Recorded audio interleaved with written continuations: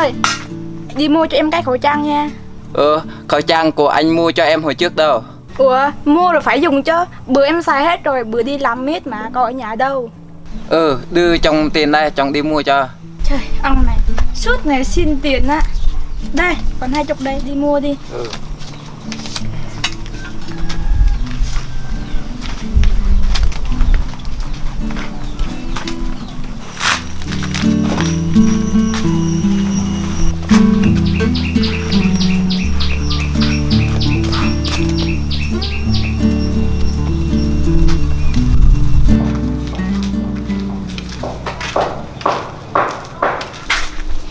Chủ quán đâu? Thằng Út, mày mua cái gì đấy vậy? Em lấy cho vợ em cái mồm. Đấy, bố mày không có cái mồm mà tự nhiên đưa tao lấy cái mồm. Mày bị khùng hả? Hôm bữa mày nói mày mua cái nằm tao mệt lắm rồi nha. Bây giờ mày nói mày đòi tao mua cái mồm là mua cái gì? Cái chủ quán này ngu quá. Cái mồm là cái này nè. Đó.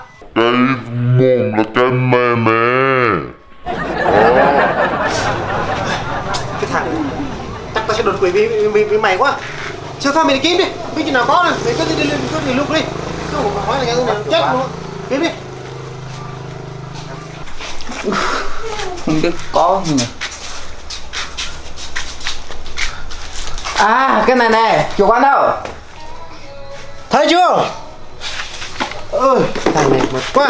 Nào cái nào? Cái đây nè. Cái đây nè. Cái đây nè. Cái đây nè. Trời ơi, cái này hả? Đây là khẩu trang, phải là cái mồm nó biết đầu của mày, một tim mày nó chưa đâu. Đây. Lấy mấy cái vậy? Một cái thôi. Một cái thôi mà. Đây.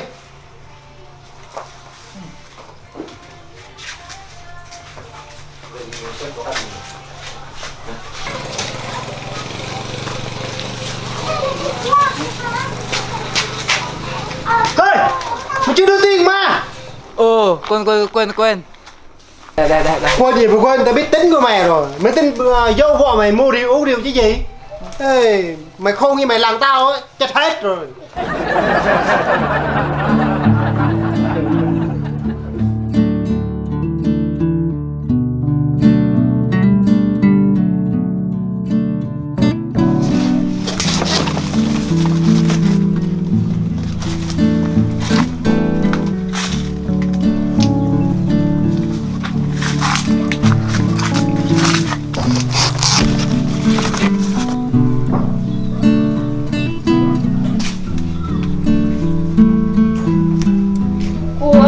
Thằng chồng này nó ngẩn kia á, biểu giặt đồ mà không chịu giặt hả?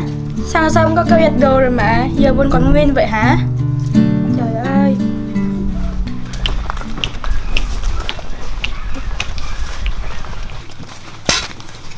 Anh, sáng này em ra làm gì vậy nhớ không? Có bảo gì đâu. Sáng này em ra giặt đồ mà sao giờ còn y nguyên như vậy vậy? À, anh để chiều giặt đấy mà. Chiều giặt tối mặc cái gì hả? Vợ chồng rồi mà, cần gì phải mặc. Từ khi nào biết cãi vợ vậy? Cãi thì sao, không nghe thì sao, cái đầy. Thế giờ anh muốn em đi Bình Dương hay là anh đi giặt đồ? Dạ. Đi giặt đồ. Dạ, vợ đừng đi Bình Dương nha. Chồng đi giặt đây nha. Ê, giặt đồ xong này nhớ qua em làm nha, đừng đi uống rượu nha. Biết rồi, vợ bé yêu của chồng. Ôi, sao nhìn vợ mình đẹp mãi mà không có chán nhờ. Nhìn từ sáng đến chiều, chiều tới tối. Ui, đẹp mãi. Ui, muốn hôn luôn.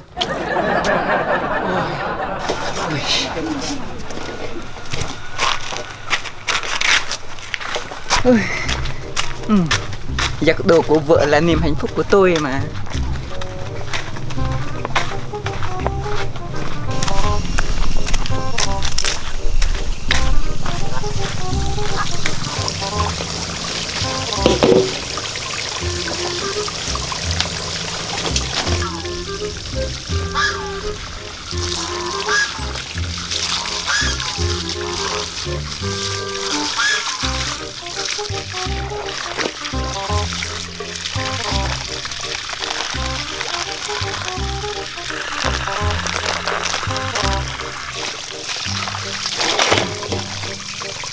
Nope.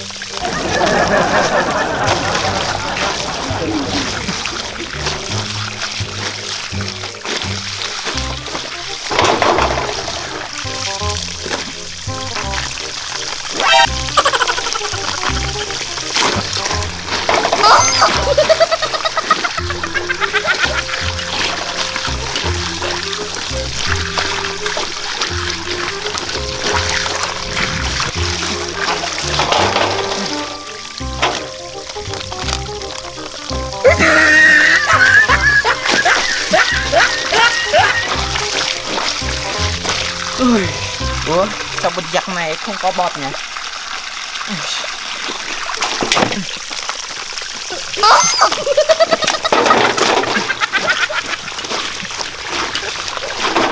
Trời ơi vẫn như cũ.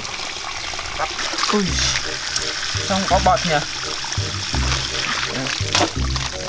Không có bọt.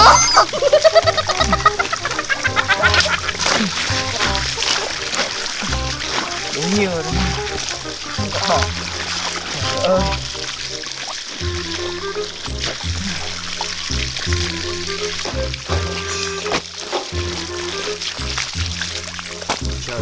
Nope.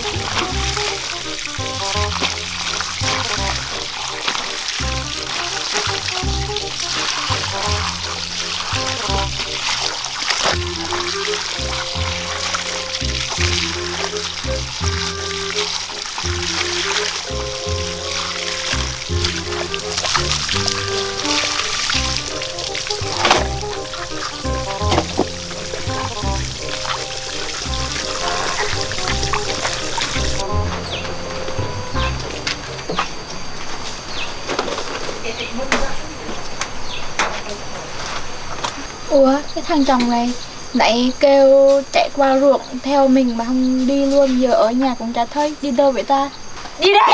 Trời ơi, đi ra!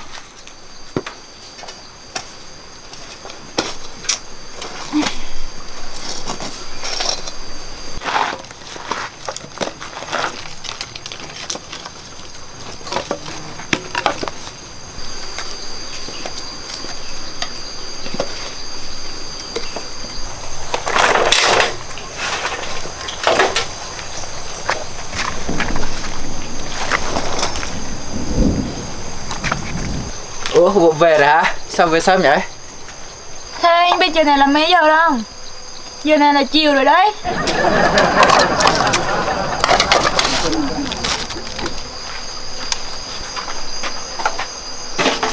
Ủa? Bữa dập sao hết rồi? Này ông, cái bữa dập sao hết rồi vậy? Xe phòng nó không có plug mà nên anh cứ đồ mãi rồi hết luôn. Ủa? Thế anh giật mấy bộ đồ hả? Giặt một cái áo vú của em thôi. Giặt một cái áo vú của em thôi.